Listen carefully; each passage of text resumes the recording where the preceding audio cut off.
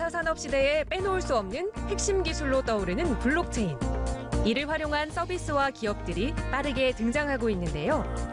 자체 개발한 블록체인 플랫폼을 중심으로 암호화폐 포털로 거듭나겠다는 이곳. 하워 인터뷰에서 자세히 알아보겠습니다. 네, 시청자 여러분 안녕하십니까? 김덕조입니다. IT 1세대의 창업주를 제가 만나봤습니다. 그래서 제가 그분에게 물었습니다. 지금 가장 주목해서 보고 있는 트렌드는 과연 무엇입니까? 그분이 답을 했습니다. 바로 블록체인이었습니다. 그분은 저에게 이렇게 이야기하더군요. 예전에 인터넷을 처음 봤을 때의 느낌, 그 느낌이 바로 지금 블록체인을 보는 느낌이다.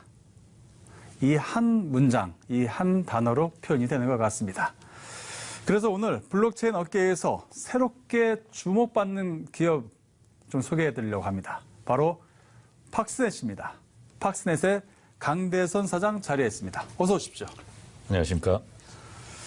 우리 사장님께서도 제가 방금 이야기한 그런 부분들 어떻게 동의하십니까? 네, 저는 전적으로 동의하고 있습니다. 인터넷을 처음 봤을 때의 그런 느낌이 지금 블록체인을 봤을 때의 느낌이다. 네, 제2의 인터넷 혁명이다. 이렇게 말씀드릴 수 있겠습니다. 네. 자, 그러면 이제 먼저 우리가 할 얘기가 오늘 상당히 많습니다. 자, 팍스넷. 과연 어떤 회사인지부터 살펴보겠습니다. 우리 취재기자가 취재를 했습니다. 보시죠. 팍스넷이 팍스넷 360을 통해 암호화폐 포털 계획을 밝혔습니다. 팍스넷이라는 이름으로 20여 년 동안 축적한 각종 금융기술을 블록체인에 접목해 블록체인 생태계를 구축하겠다는 겁니다. 팍스넷은 오늘날 증권시장에서 RMS 서비스를 바탕으로 업계 1위 지위를 굳건히 해왔습니다. 이 같은 맥락에서 기존 사업의 노하우와 시너지를 극대화할 수 있는 다양한 사업들을 검토해 오던 중에 암호화폐와 블록체인은 또 하나의 자본시장으로 볼 수 있다는 점에서 논의가 본격화되기 시작했습니다. 팍스넷 360은 메인넷 팍스넷 체인, 탈중앙화 암호화폐 거래소, 블록체인 기반 암호화 메신저, ICO 컨설팅 평가 인증 플랫폼으로 구성됐습니다. 팍스넷 360의 플랫폼인 팍스넷 체인은 보안성이 뛰어난 프로그래밍 언어로 개발됐고 사이드 체인을 통해 이론상 한계가 없는 초당 거래 속도를 확보한 것이 특징입니다. 아울러 비트팍스덱스는 크로스체인 기능을 통해 이더리움, 램 등 여러 알트코인사의 실시간 거래가 가능합니다. 암호화폐 인증 플랫폼은 평가 시스템을 활용해 평가 지표를 실시간으로 제공합니다. 이를 통해 사용자의 편의성을 높인 서비스를 제공하고 완벽한 블록체인 생태계 플랫폼이 되겠다는 계획입니다. 팍스넷이 제공하는 서비스는 이르면 내년 2월 상용화될 예정입니다. 아시아경제TV 박주연입니다. 네, 우리 박주연 기자의 리포트 간단하게 봤는데요. 강 사장님, 그래도 팍스넷이 어떤 회사인지 간단하게 좀 말씀해 주시죠. 네. 저희 회사는 1999년 설립되었습니다. 국내 최초로 증권, 금융 포털 서비스를 해왔습니다. 증권 정보를 제공하고 투자자 커뮤니티를 만들고 전문가 방송을 통해서 정보를 제공해왔습니다. 또한 업계 최초로 스탁론이라는 온라인 대출을 도입해서 성공적으로 영위해오고 있는 회사입니다. 한마디로 개척자 정신으로 증권, 금융정보의 종합 플랫폼 사업자라고 할 수 있겠습니다. 그 블록체인 업계를 바라보는 데 있어서의 어떤 리스크 요인은 바로 그 안정성에 대한 의문, 이 점이 아닐까 싶습니다. 근데 팍스넷은 상장되어 있는 기업이고요. 증권 쪽에서는 오랜 시간 동안 이 1위의 자리를 지키면서 상당히 내공이 탄탄한 그런 기업에서 블록체인이라는 새로운 부분을 이제 시작하는 거 아니겠습니까? 네. 어떻게 보면 신규 사업을 이제 시작한다 이렇게 얘기를 할 수 있는데 그 이유나 계기가 있을까요? 네. 1990년 인터넷 혁명이 웹에서 시작되었듯이 제2의 인터넷 혁명은 블록체인 위에서 펼쳐질 것이라고 생각합니다. 블록체인 기술은 기존의 중앙화된 시스템의 한계를 넘어 개인과 개인이 거래를 통하고 상호 신뢰를 바탕으로 하고 있습니다. 이런 블록체인의 스마트 계약은 사회와 산업에 혁신을 일으키면서 전반적으로 투명하고 공정한 산업 또 여러 가지 거래 생태계가 형성될 것으로 생각하고 있습니다. 아시다시피 인터넷 혁명에 동참하지 못한 기업은 도태되었습니다. 4차 산업혁명 시대의 핵심은 블록체인입니다. 이 블록체인 시대에 동참하지 못한 기업도 도태될 것으로 생각하고 있습니다. 블록체인은 인터넷 혁명과는 또 다른 변화이며 블루오션입니다. 그래서 저희 팍스넷은 4차 산업혁명 시기에 새로운 퍼스트 무버로서 도약하고자 블록체인 사업 준비를 해서 세계 최고의 기술진들과 기술력을 확보했습니다. 이 블록체인 업계를 이렇게 이야기를 해보면 3대 강국으로 이렇게 꼽을 수 있습니다. 가장 큰 미국이겠죠? 미국, 일본, 우리나라 이렇게 되나요? 네, 블록체인 보통, 예. 국가는 뭐 여러 군데가 있습니다만 본격적으로 산업적으로 허용해준 국가는 뭐 스위스, 싱가포르 이런 데들도 예를 들 수가 있겠고 네. 일본도 법적으로 허용을 해주고 있습니다. 네. 이런 이제 여러 국가들의 이런 경쟁이 치열한데 우리나라 같은 경우는 아직 여러 가지 제약 조건도 상당히 많아요. 좀 더 이렇게 글로벌화되고 뻗어가기 위해서 이런 것들 좀 많이 좀 치워야 된다 이런 이야기들도 많이 들리고 있거든요. 어떻습니까? 네, 말씀 주신 대로 블록체인 기술은 국가 간 경쟁이 치열합니다. 스위스는 이미 그 블록체인 산업 육성을 위해서 크립토밸리라는 그 암호화폐 가상 도시를 세우고 제도권 은행 가상 통화를 승인한 국가입니다. 아시아 최대의 금융 메카인 싱가포르는 금융당국이 기업들에게 합법적인 ICO, 즉 증권형 ICO까지 허용하고 있습니다. 이렇게 세계적인 흐름에 비추어 볼 때 우리나라는 좀 정체가 되고 있는 느낌입니다. 지난해 코인 열풍이 불면서 모든 ICO가 금지가 됐고 법률적으로 어떻게 해야 할까 국회에서 논의가 되고 있는 수준입니다. 하지만 블록체인이 이 4차 산업혁명을 이끌 초연결, 초지능사회의 핵심 기술이라고 전 세계적인 주목을 받고 있습니다. 이런 발전이 더뎌지고 있는 상황을 저희 나라도 극복을 해야 된다고 생각해야 되는데요. 이 극복해야 될 이유는 저는 세 가지로 말씀드릴 수 있겠습니다. 먼저 일자리 창출입니다. 블록체인 협회에 의하면은 블록체인으로 창출될 일자리가 17만 개에 이른다고 이야기하고 있습니다. 두 번째는 기술 확보입니다. 예. 이미 미국이나 유럽 또 블록체인 육성화를 위해서 그 고급 인력 확보전이 치열하고 기술 확보전이 치열하게 전개되고 있습니다. 기술의 핵심은 인력이고요. 이를 확보하기 위해서는 블록체인 산업이 육성돼야 됩니다. 세 번째로는 국가적으로 세수 확보의 문제입니다. 블록체인 산업에서 일어나고 있는 여러 가지 거래 또 수많은 부가가치 이런 것들은 국가 세수에 결정적인 기여를 할 것으로 생각됩니다. 그래서 여러 국가들이 블록체인 산업을 육성하려는 의지를 가지고 있습니다. 이렇게 말씀드릴 수 있겠습니다. 자, 이러한 가운데 이제 팍스넷이 블록체인 사업에 적극적으로 뛰어들었어요. 그죠? 자, 네. 그렇다면은 이 팍스넷이 준비하고 있는 무기라고 해야 될까요? 그게 있어야 여기서 경쟁이 되고 이겨 나갈 수 있지 않겠습니까? 네, 어떤 게 그렇습니다. 있습니까? 네, 맞습니다. 앞서 말씀드린 대로 정부의 규제에도 불구하고 아시아 시장, 특히 저희 한국은 블록체인 이 산업의 메카로 떠오르고 있습니다. 그래서 우리가 관심을 가지고 있는 것은 단순한 한국 시장뿐만이 아니고 차세대 글로벌 마켓을 타겟으로 해서 글로벌 시장을 지향하는 비즈니스를 준비를 하고 있습니다. 또 수많은 국가들이 이제 블록체인 기술을 개발한다고 산업에 뛰어들었지만 시행착오가 많습니다. 그래서 우리는 프랑스, 미국, 우크라이나, 러시아, 벨루시아, 그리고 한국 글로벌 6개국에서 세계 최고의 기술진들을 확보하고 세계 최고의 기술을 확보했습니다. PC의 윈도우, 스마트폰의 안드로이드와 같은 메인넷, 팍스넷 체인을 개발을 했고요. 세계 최초로 100% 탈중앙화된 거래소 비트팍스 덱스를 개설할 예정입니다.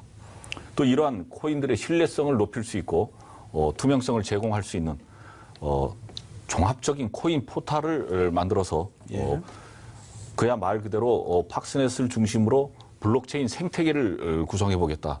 이것으로 우리나라의 선두, 아시아의 선두, 세계의 선두 기업으로 자리 잡아보겠다 하는 그런 전략을 가지고 있습니다. 비전이 되게 커요. 투자도 그만큼 많을 것 같은데요. 그 하나하나 좀 이야기를 제가 좀 풀어가도록 하겠습니다. 지금 말씀하신 가운데 보면 세계 최초라는 단어가 많이 들어가 있어요. 세계 최초. 하나하나 좀 짚어보도록 하죠. 먼저 이 메인넷이죠. 이게 팍스넷 체인. 요거부터 좀 볼까요? 네네. 네. 이 팍스넷 체인은 앞서 말씀드린 대로 운영 체제입니다.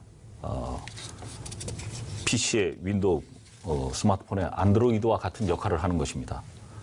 그런데 이 블록체인이 모든 참여자의 인증을 받아야 하는 그런 단계가 있기 때문에 속도가 굉장히 느렸습니다. 예. 그 초당 처리 속도를 말하는 TPS라는 단위가 있는데 비트코인은 7, 이더리움은 25, 예. 이오스는 250입니다. 하지만 우리 팍스넷 체인은 이런 그 속도를 사이드 체인이 무한대로 확장되는 그런 이론과 기술을 적용해서 사실상 초당 처리 속도가 무한대라고 말씀드릴 수 있습니다. 중요한 스피드, 속도, 요거를 해결할 수 있다는 그런 얘기가 되는데요. 네. 그렇게 될 경우에는 우리가 다른 용도로도 많이 쓸 수 있을 것 같다 이런 생각이 들어요. 예를 들면 뭐 투표, 그죠? 네. 아니면 뭐 다른 뭐 이렇게 빠른 스피드를 통해서 블록체인 기술에서 우리가 시연할 수 있는 기술들 네, 어떤 게 또 있을까요?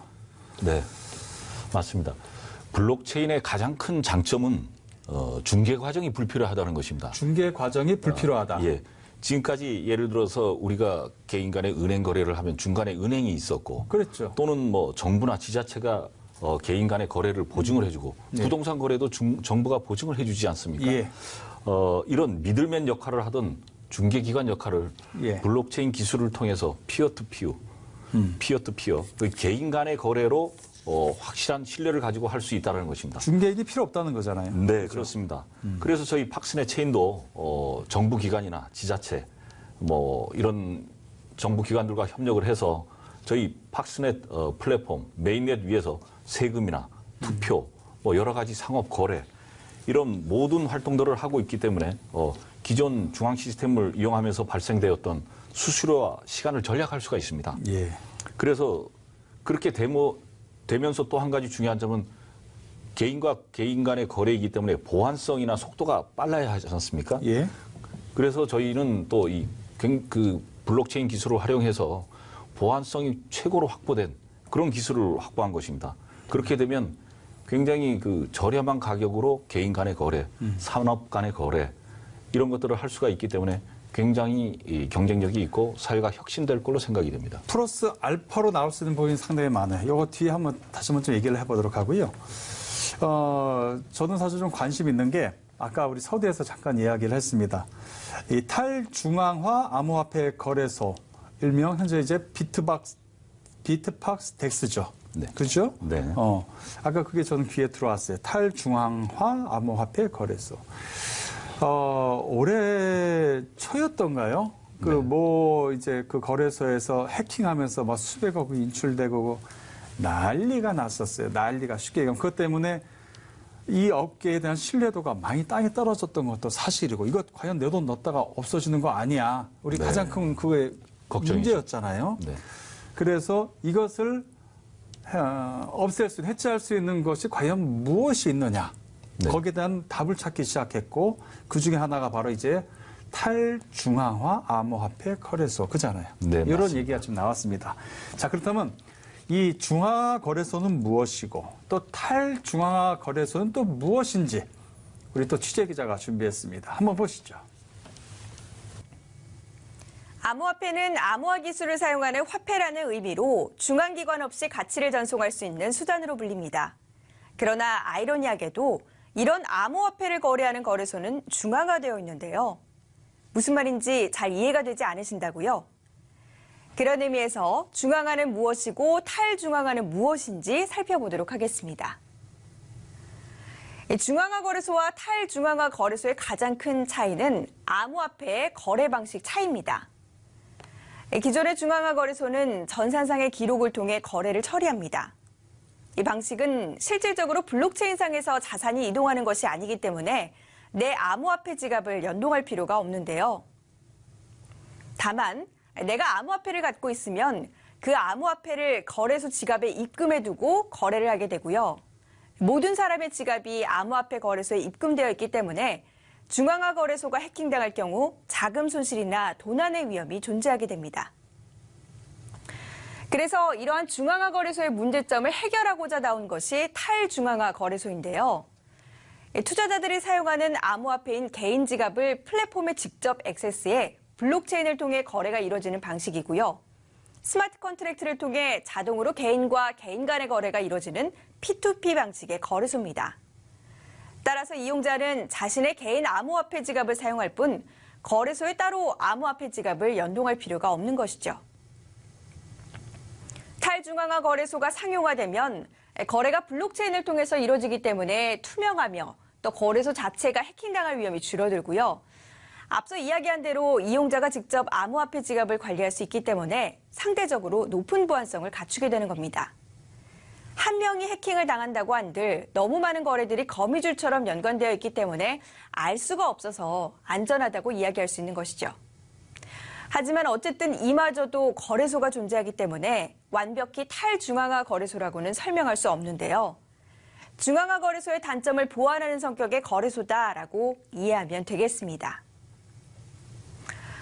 최근 거래소 해킹 사건으로 인해 수억 달러 상당의 암호화폐가 손실되면서 거래소의 중앙화로 인한 불안감은 여전하고요. 때문에 탈중앙화 성격이 현재 장점으로 부각되면서 탈중앙화 거래소를 만들겠다는 기업들이 늘어나고 있는 상황입니다. 무엇이 정답이다라고 말할 수는 없지만 아무쪼록 투자자를 보호할 수 있고 시장을 투명하게 만들 수 있는 융합된 거래소가 최종적으로 나오길 기대해 봅니다. 제 설명이 맞는가 모르겠습니다. 그러니까 지금의 주시장처럼 아니면 뭐 예탁금을 맡겨놓고 은행처럼 그러고 나서 돈을 뭐 어떤 맡겨놓고 이렇게 하는 시스템이 아니라 그러니까 예치해 놓는 시스템이 아니라 개인과 개인이 직접적으로 이렇게 이제 서로 간에 거래를 하는 그런 시스템이다. 간단히 얘기하면 이렇게 설명이 되는 겁니까? 네, 맞습니다. 그렇다면은 이제 비트팍스 덱스, 이 탈중앙화 거래소를 표방하고 있는 비트팍스 덱스, 요건 무엇인지 좀 설명을 좀 해주시죠. 네, 알겠습니다. 2014년 이래 암호화폐 거래소에서 총 16건의 해킹이 발생했습니다. 피해액이 1조 원이 넘습니다. 거래소 해킹의 주된 원인은 거래소가 중앙화되어 있다. 즉, 코인을 거래하기 위해서는 거래소를 통해서 거래해야 된다는 그런 이유 때문이었습니다. 그러나 저희 비트팍스 덱스에서는 100% 탈중앙화를 이루었다는 것입니다. 해킹의 문제가 원천적으로 차단이 되는 것이죠. 쉽게 말씀드리면 제 지갑과 거래하려는 상대방의 지갑이 중간에서 바로 거래가 이루어진다. 그러니까 제 거랑 얘기하시죠, 뭐. 네네. 제 지갑에서 네. 원화를 꺼내서 예. 이쪽 지갑에 있던 달러화 바로 바꾸는 이런 시스템이라고 보시면 되겠습니다. 이 중간에 이제 게이트웨이 테크놀로지라는 예. 세계 최고의 기술이 적용이 되는 것이죠. 네. 그렇게 될 경우에 우리가 또 관심은 이거 아닙니까? 뭐 쉽게 얘기하면 뭐 이더리움도 있고 여러 가지 이렇게 거래소라고 해야 되나요? 네. 이제 뭐 그런 이제 그 플랫폼들이 이렇게 있지 않습니까? 네. 근데 이 안에서는 이렇게 움직이는데 이 플랫폼들 사이에서의 어떤 거래, 다시 얘기하면 이걸 어떻게 하나요? 이종 코인 간 거래라고 얘기를 해야 되나요? 네, 맞습니다. 그것도 이제 여기서 가능한 건가요? 네, 그렇습니다. 지금까지 거래소들이 탈중앙화가 되었다라고 이야기하면서 발표했던 거래소들은 대부분 반쪽짜리 또는 하이브리드 거래소입니다. 그 말씀이 뭐냐면은 같은 비트코인끼리는 거래소가 중간에 개입하지 않고 피어 투 피어로 거래가 됩니다. 예. 하지만 다른 종류의 코인들, 소위 얘기하는 크로스 체인이 되지 않는다라는 것입니다. 예. 하지만 저희는 이더리움에서 램을 바로 거래를 시킬 수 있고 램에서 이더리움으로 바로 거래를 시킬 수 있는 그런 기술을 가지고 있는 100% 탈중앙화된 거래소를 열겠다라는 것입니다. 이렇게 되는 거래소는 세계에서 저희밖에 없습니다. 비트팍스 덱스밖에 없다. 네, 그렇습니다. 요게 다 개발이 끝난 거라고 봐야 되나요? 테스트까지 다 끝났습니다. 테스트까지 다 끝났고요. 저희 거래소가 조만간 개장이 되면 예. 바로 거래를 하실 수 있고 며칠 전에 저희 행사에서는 네. 직접 참여자들이 자기 지갑을 가지고 예. 암호화폐 지갑을 가지고 거래를 시험해보는 그런 자리도 있었습니다. 그랬군요. 보니까 어쩌다 보니 이렇게 세계 최초라는 단어가 참 많이 나옵니다. 왜냐하면 이제 블록체인 시장에는 이제 한 8년 됐고 새로운 업그레이드된 기술이 계속해서 나오고 있거든요. 그러다 보니 다른 회사들과의 경쟁력에서 이기기 위해서는 새로운 것들을 갖다 붙이지 않으면은 경쟁이 없는 거고, 그러다 보니 우리가 이런 이야기를 많이 하고 있습니다. 코인 평가 인증 서비스 시스템인데 요것도 보니까 가장 먼저 시작한다. 세계 최초로. 여기 어떤 구분점이 있다고 봐야 되는 건가요? 네. 최근에 블록체인 열풍이 불면서 코인을 ICO 한다는 것들이 많아지고 있습니다. 하지만 백서 카피에 대해서 혹시 들어보신 적이 있는지 모르겠습니다. 백서 카피요? 예. ICO를 하려는 곳에서 예. 다른 곳에서 발행된 코인의 백서를 카피해서 약간만 바꾸어서 다른 코인으로 만들어내는 것이죠. 표절이네, 표절. 일종의 예. 표절입니다. 예. 이게 최근 발표된 자료를 보면은 최근 공개된 백서의 12% 정도가 이런 다른 백서를 카피한 백서입니다. 얼마 전 아시아경제TV에서 블록 배틀을 했을 때도 네. 본선에 올라온 팀 하나가 백서 카피를 해서 탈락된 경우가 있었습니다. 그런 정도로 이 카피가 횡행하고 있는데 블록체인 기술이나 이 코인을 제대로 평가해 주고 있는 포털이 없었습니다. 네.